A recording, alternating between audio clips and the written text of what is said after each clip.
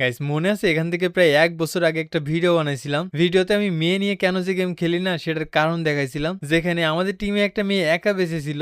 পরে এনিমি সামনে গিয়ে তার প্রতিভাগুলো আমার চোখে আঙুল দিয়ে দেখানোর চেষ্টা করছিল। কিছু সময় পরে দেখেন এনিমি সামনে এসে আটকে গেছে। তারপর ওর আইকিউ লেভেল দেখেন।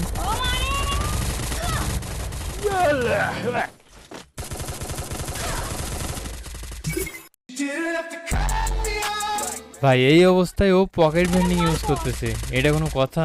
দুর্ভাগ্যবশত আমি তার প্রতিভাগুলো ওই সময় বুঝতে পারিনি, কিন্তু আজকে আমি ঠিকই বুঝে গেছি যে মেয়েরা পুরো আউট অফ দ্য বক্স চিন্তা করে। কারণ এই ম্যাচে বিমা শক্তি থেকে একটা প্লেয়ারকে মারার পরে ম্যাচের ভিতরে আর কোনো প্লেয়ারই খুঁজে পাচ্ছিলাম না। এর জন্য পুরো ম্যাচ গাড়ি নিয়ে খোঁজার চেষ্টা করি। পরে এখান থেকে একটা স্টিমার স্কোয়াডের দেখা পেয়ে যায়। প্রথমে আমি তাদের স্কোয়াডের দুইটাকে পরপর হেডশট দিয়ে দিই। তারপর কি হয় দেখেন।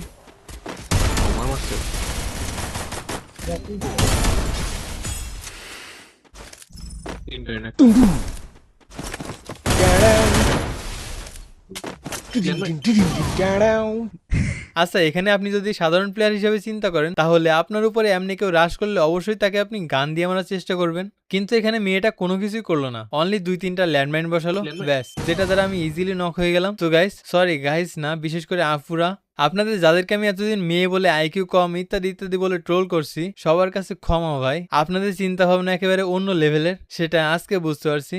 তো টাটা।